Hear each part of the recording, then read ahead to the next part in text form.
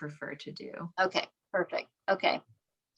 Okay. Lots of things going on tonight, huh? Okay. Okay. All right. And we're recording. Okay. And here we go. Okay. So welcome to part 2 of German research for the everyday American, not quite hieroglyphs, reading the old German handwriting. And I'm Karynne Moses, a genealogist specializing in German and Portuguese research. I also do regular old American research, Swiss, things like that. So if any of you saw my Roots Tech presentation in 2020 on reading the German handwriting, I would like to apologize. At that point, I was trying to teach people the way that I learned, which is not a very realistic goal. Most people have a life outside of reading old German handwriting. I don't. Well, I do, but okay. So I'm hoping that this is a more manageable approach for you guys, and I will take questions at the end. So I just can't see your things right now, so you can hold on to those. Okay, so there are actually a lot of resources already out there for reading the old German handwriting. And so I'm going to start with just showing you how to get to those. So Family Search has a wiki. It's kind of like Wikipedia, where anybody can make a page or contribute to a page. If you know something about a specific place that you think would be helpful to other researchers, I encourage you to add it. So oops, that did not work the way that it was supposed to. So let me,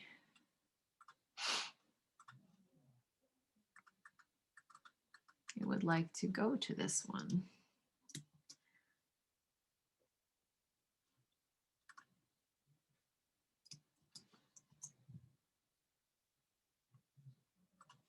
Okay. Okay, so this is the wiki. This is what it looks like. I'm going to show you really quick just how to get there.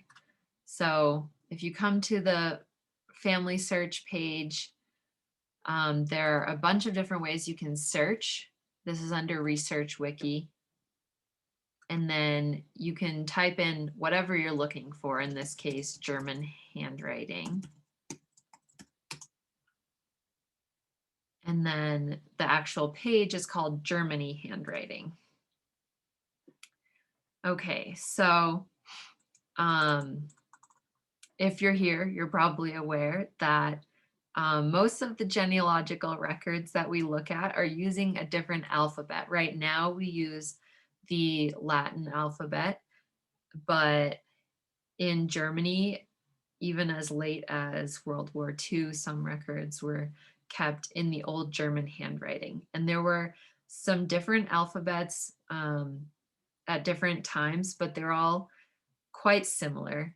And so I'm not gonna worry too much about what is Switzerland versus current. I'm just going to refer to it as the old German handwriting. So for starters, here's just a little alphabet. And I'm just going to tell you, if you look at this, let me zoom in a little bit. If you look at this, all these letters seem to have a little loop. Those kinds of loops you don't see too much in the actual handwriting. Like if you ever try to write it out, it just gets very impractical and they disappear if they were even there to begin with. Okay, so that's just my 2 cents. So we're gonna start with this quick handwriting guide. It kind of gives you just a little bit of information and then some alphabet examples. And I would say it's good to look at several alphabets when you're trying to understand a word in the old German handwriting, especially for capital letters.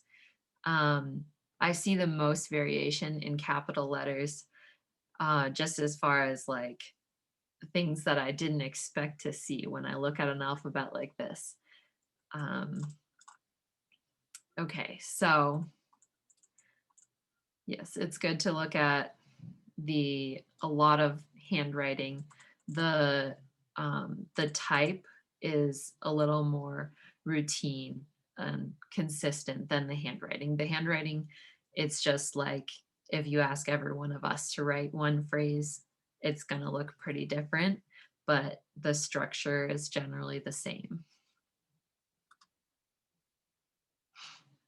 Okay, and then this is actually a resource that I just discovered, and um, I wanted to point it out. This, and I apologize because this looks very different from the last computer I looked at it on. So if you look at it on your own computer, it might look different than this. But this is a good way to do it because these are actual examples of names. Um, so we're in the A section and it's given names, and you can use it if your ancestor's first name is in here. But what I would use it for is to just recognize the variations of first letters. So this A is not one that I've seen before, but it's very different from this A. Um, Karynne, can you get that screen any bigger? yes, sorry, actually, I just, um, thank you for pointing that out. Okay, is that better? Yeah, it's better. Yeah, that'll probably work. Okay. Sorry about that. Okay. Okay, so um this, as I was saying, I think this is a good example of just all kinds of variations of first letters. So this is a very distinct A. And these two are a little more similar because they have the typical A form with that shelf at the top. And this one adds a little stylistic loop and then has that little shelf there. And this is a very Latin A, just like a capital A, but it has the E attached to it. And I think these resources will probably be more helpful when you go back and look at them in the context of a name that you're looking for. So I apologize if me saying this looks like a typical A is confusing. Anyway, so as we're going through and just kind of looking at the first letters, you can see lots of variations. So let me just get past the A's. So here are some B's. This is a typical B shape, which you can see in these three. There's all little bits of variation of that. And then down here, this one has an extra bump in it. And so this document I would just recommend as a as a resource to try to figure out capital letters if you're having trouble with those, because they definitely, I would say typically, are a little hard to deal with. Okay, now back to here. This one, list of names in the old German script, is similar to that document that I just showed you, or it might be the same one. Okay, so this old German script transcriber, I would say, is probably going to be your best friend in looking for your ancestors, because you don't have to be fluent at the text, but you want to train your eyes to see the words that you're looking for. And we're going to talk later a little bit more about what words we're looking for aside from just your ancestors' names. And let me just make sure that I am at the right place, and then I'll enlarge it so that we can see it better. Okay, so this basically, you can just type what you want in here, and then it's gonna come out with that thing in the old German script. So I'm going to put my ancestor's name in here, Edward Rohr, and then hit enter. And right now it's on this font, but there are several different examples. So this one is more of a typed look to it. I think that these next three are the most useful when I'm looking at the script. They're more variations of the handwriting. This one is the most rigid form of the handwriting.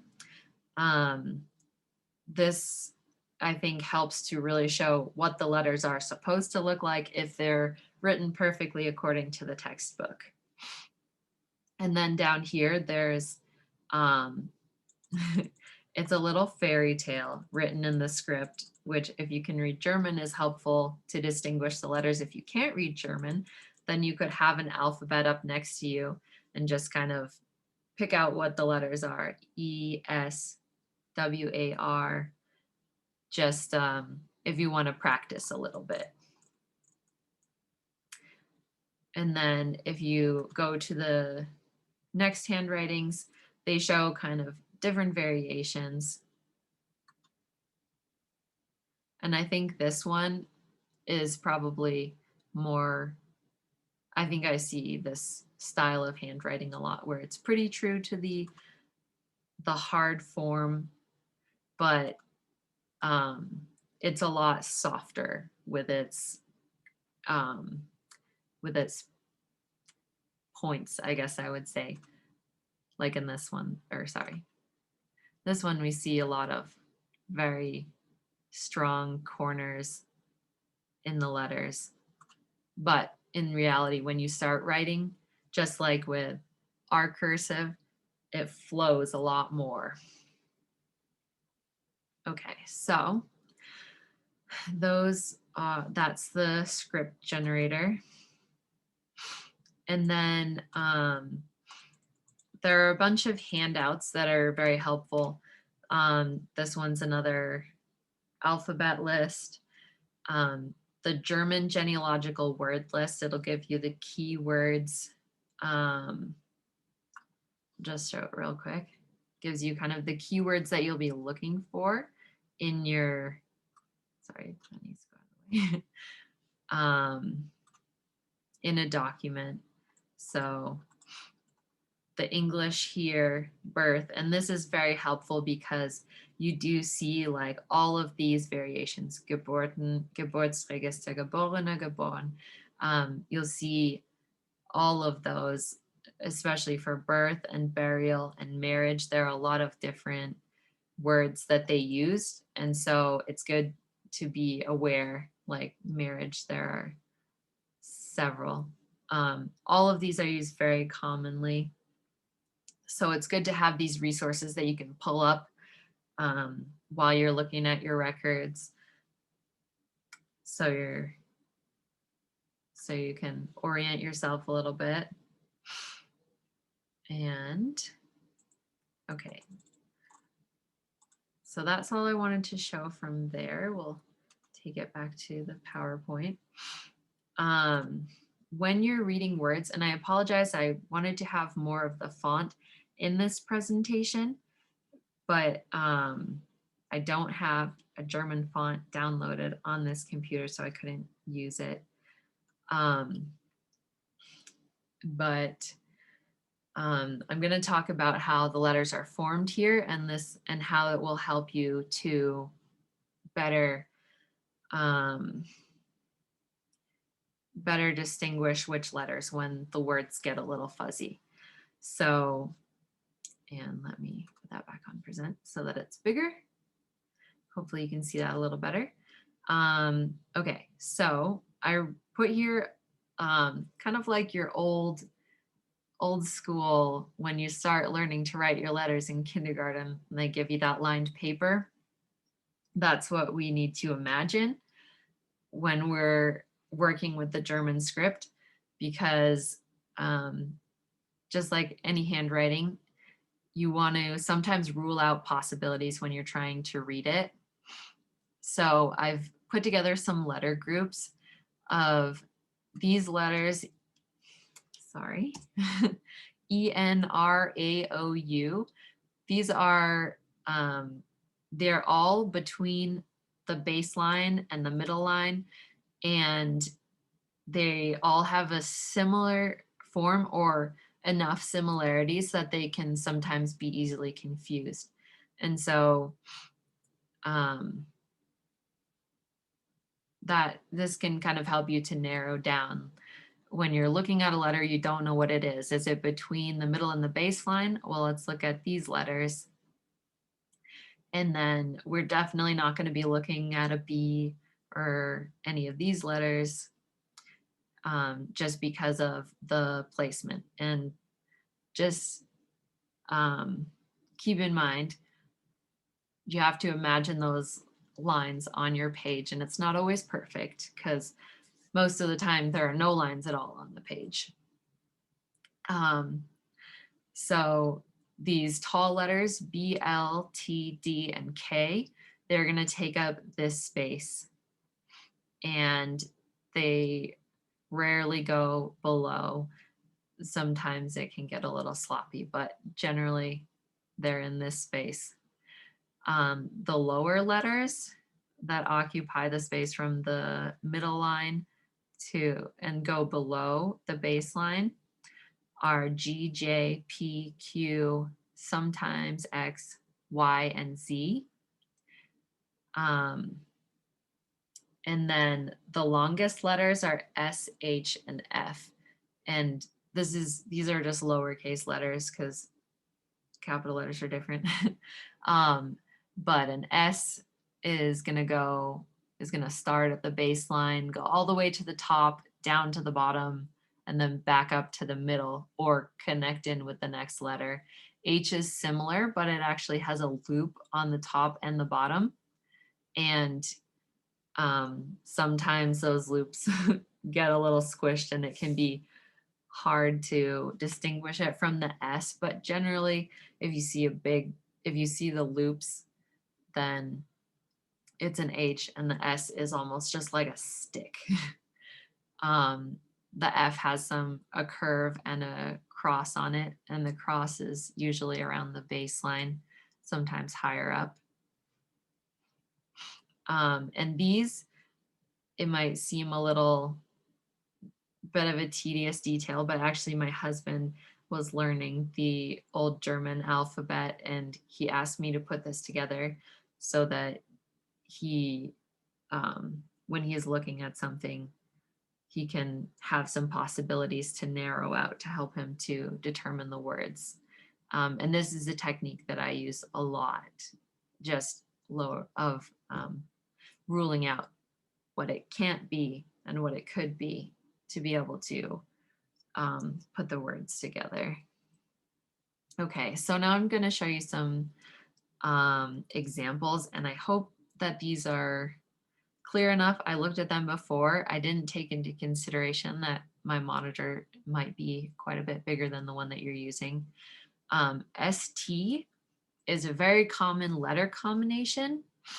And in its combination, it doesn't always look like either of the letters.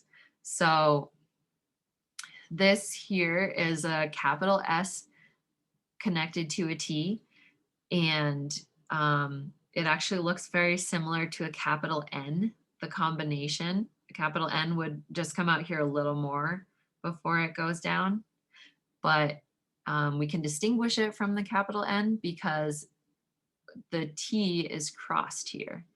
And if it was an N, there wouldn't be any funny business down at the bottom. And then here's a lowercase st in the word Zimmermeister.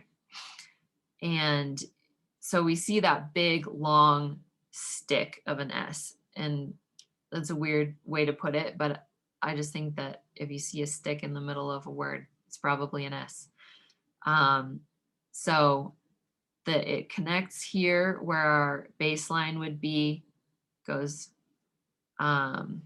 straight up and down, and then connects right into the T at the top. So normally we'd expect to see a connector out of here, but that connection at the top, we usually see between an S and a T, or an S and another S.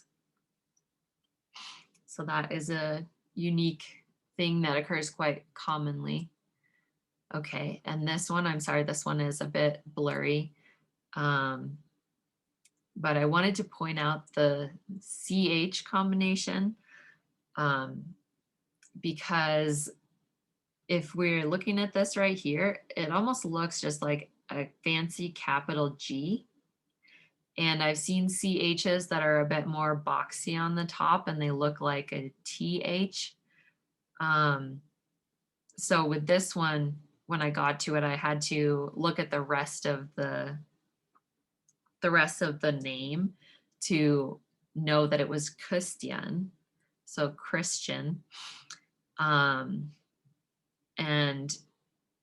again, we have this is a different ST ligature, but we have our stick of an S followed by a T. So as you get familiar with your ancestors' names and what they look like, sometimes you're going to have to identify them without knowing the first letter. But you're going to be like, here's an ST. This dot shows me there's an I right here, followed by an A and an N. STIAN, that looks like it must be my Christian. Okay. There are a lot of abbreviations, and you'll see a lot of them in the resources that we talked about, and on the Family Search wiki page. But one abbreviation, it's actually a Latin abbreviation, but in a lot of these records, especially if they're church records, you'll see both the old German handwriting and Latin handwriting.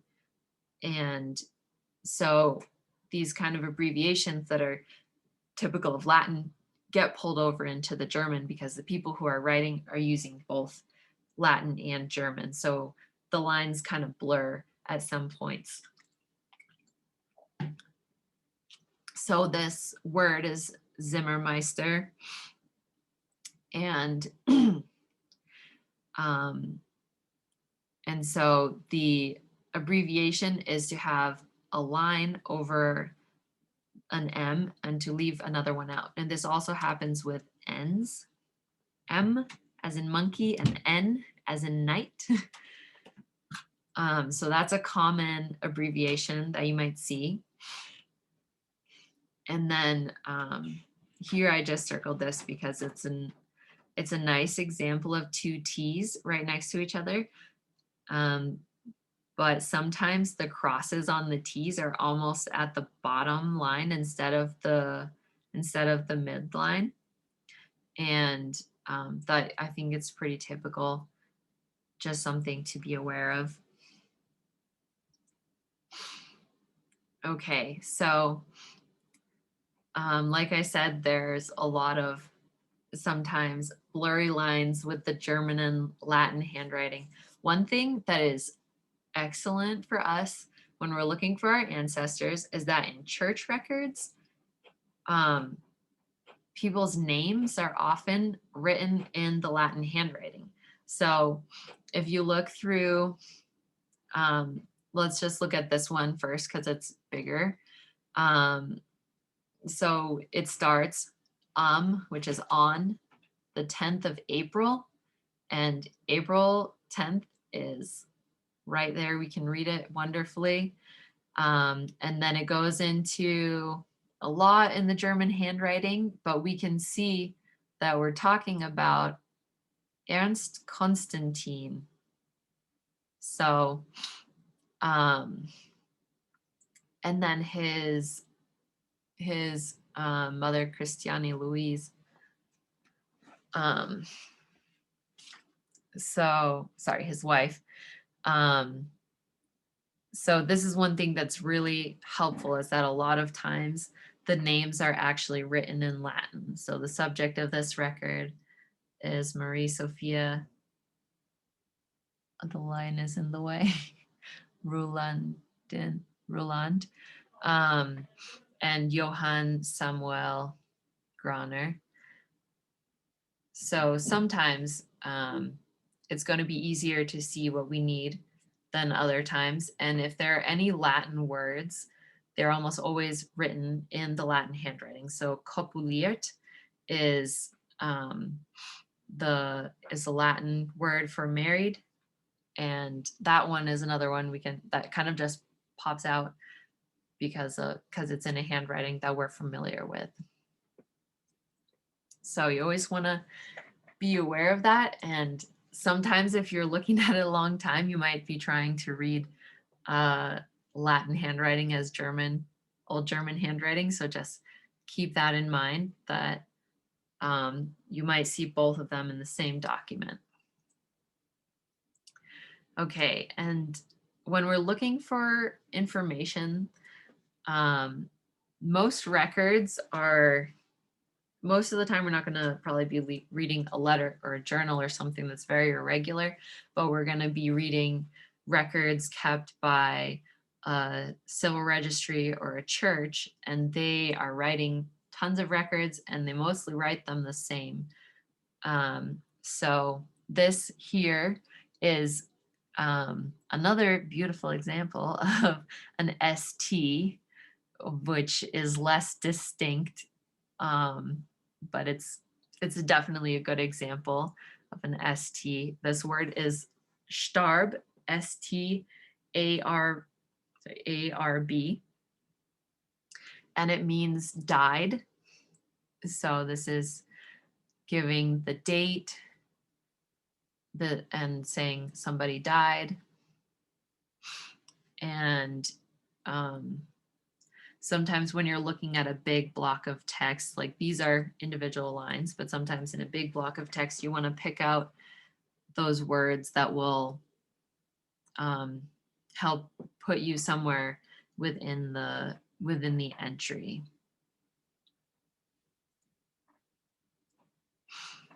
Okay, and then another key abbreviation, when they give dates, it's usually says den, D-E-N, which means the, and then the number of the month, and then the month.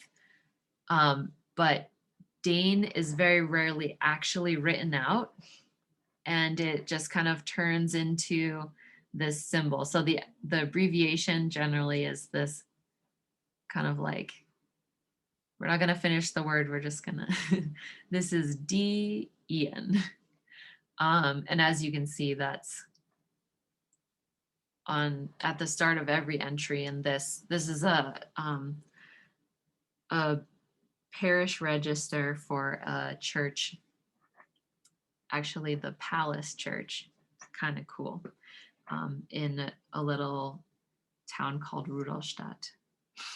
So this, I think, is important to bring up because you see it a lot, and if you don't know what it is, it could be kind of confusing or disorienting. But it's den, and it can also look just like a regular old D, but you'll see something more like this or this a lot. Okay, and just to kind of like drive home my point on capital letters, this is a K, this whole thing. And sorry, this is where the I starts, but that whole thing is a K, and it's not at all what a typical K looks like. It looks more like an X. So just check out those names on the, check out the capital letters on the different name lists that we looked at earlier. Okay, P is another very interesting beast. Once you are familiar with it, I think it's very fun to find a P, especially one written this nicely. Just like that, just a cool letter, but also one that can, any letter that you can recognize helps to orient you. Okay, so when I mentioned letters that are similar, we're gonna kind of take a little closer look at some of those letters. So this word I came across, it was in a Palace book where they're kind of like checking out the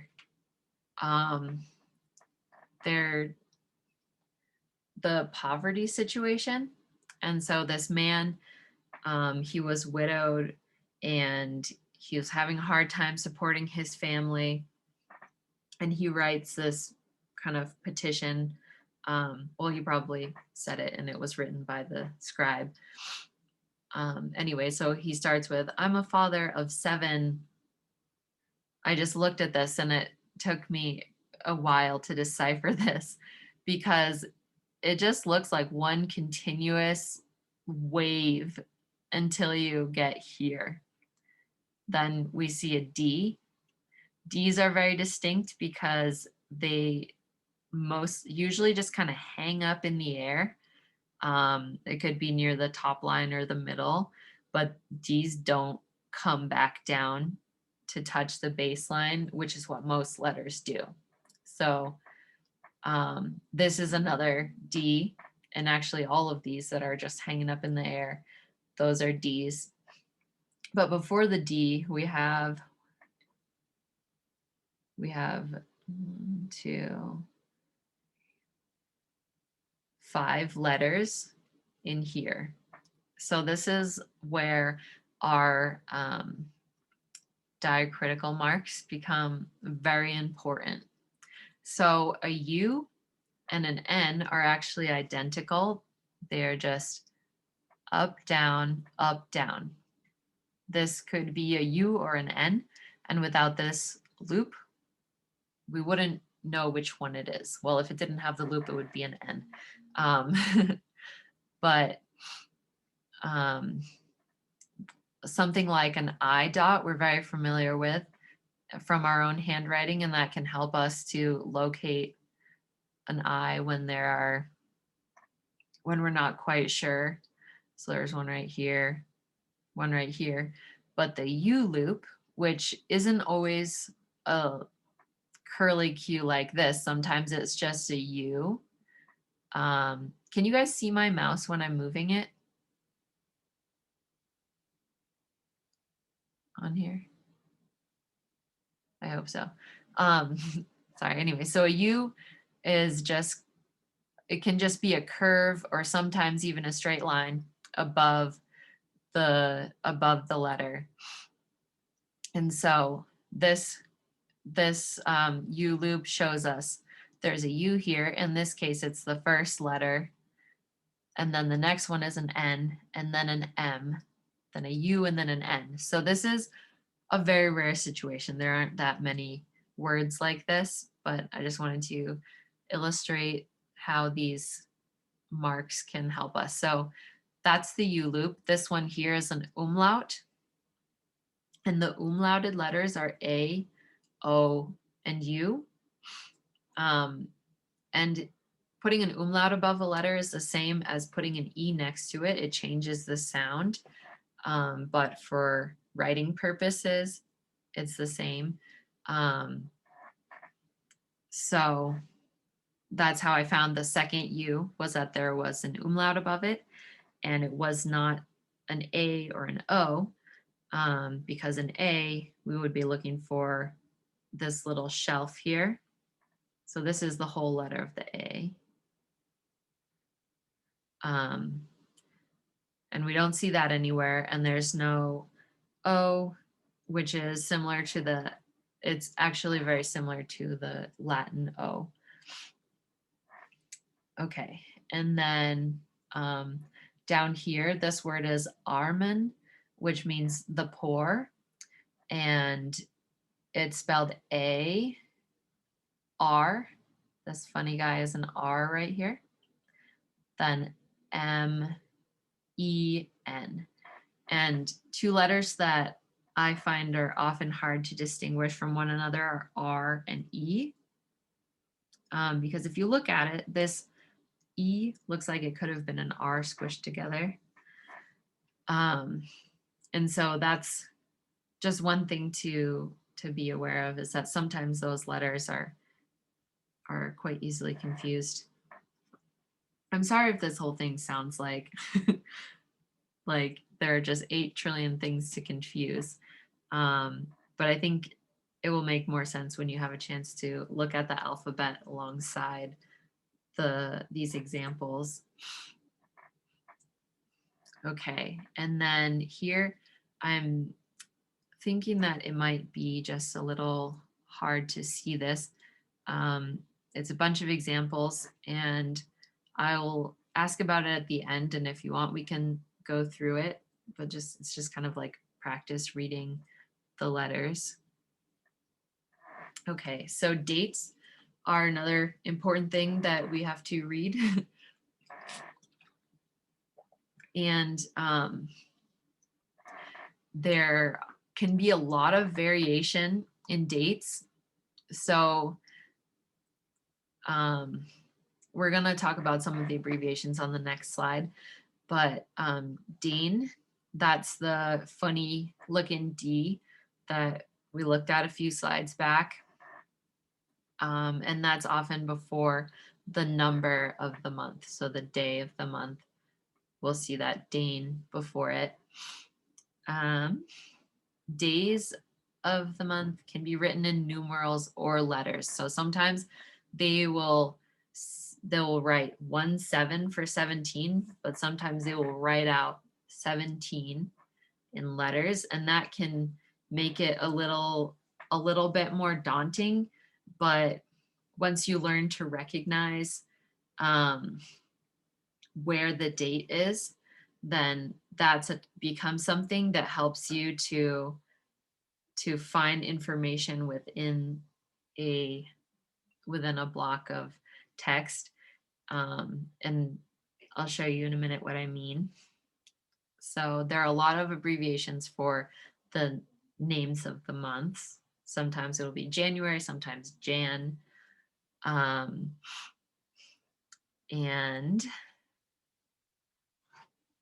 always try to look at a page and see if you see kind of a breakup of information that indicates a separate entry that might help you to find where the dates are. Okay, so now talking about how dates can be written. Here are a few examples of how you might see Christmas Day 1865 written out. They could also say Christmas Day instead of any of these options. But okay, so we could have the 25th of December, 1865 with the month written out entirely. Could have everything written out entirely. Sometimes you'll have the shortest form with just the necessary numbers. So they might even cut out the 18 part, just say, you know what century it is.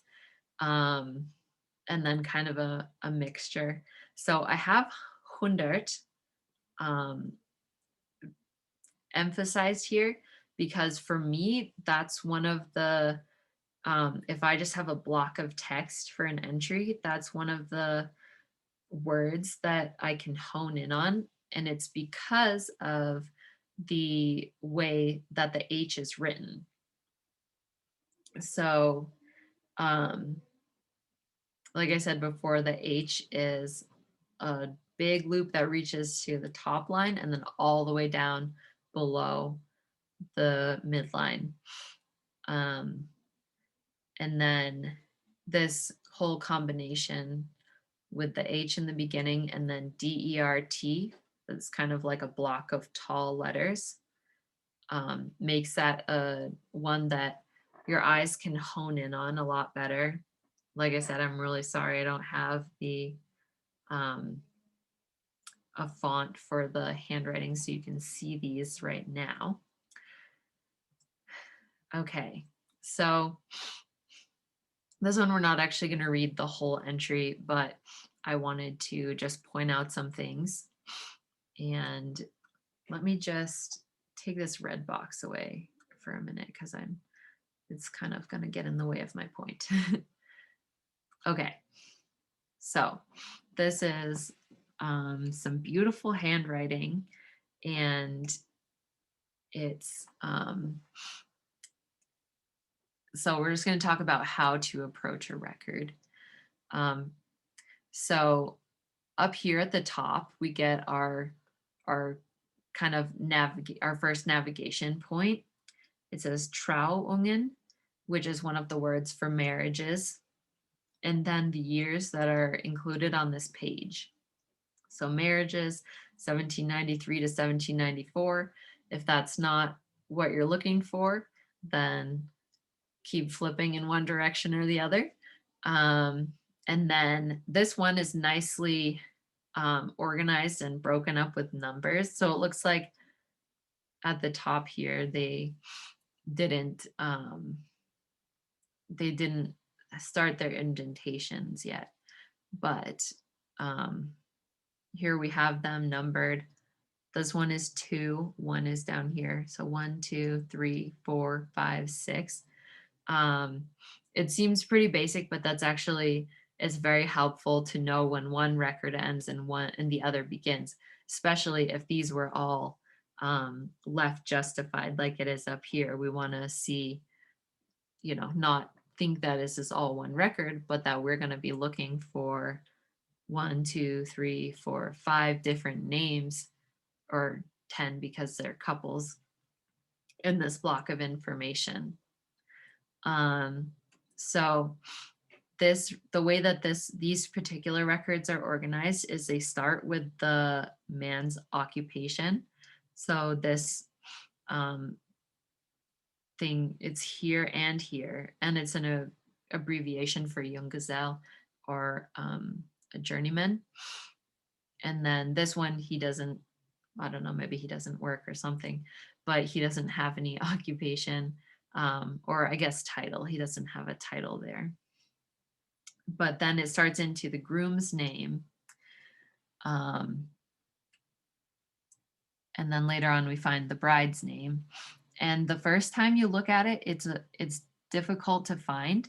But if we look in these records, here we have Johann Heinrich Franke, and then this is saying he's in the army, in the princely army, and he's getting married to Barbara Margareta Roth, and so there's a lot kind of in between the names of the bride and the groom, but in every entry, the bride and the groom are in the same places. And so it's important when you start looking for your ancestors to take a little time. It's very tempting to kind of get ahead of yourself and just want to find them right away, but it's important to take a time to look at the record and to know how it's set up.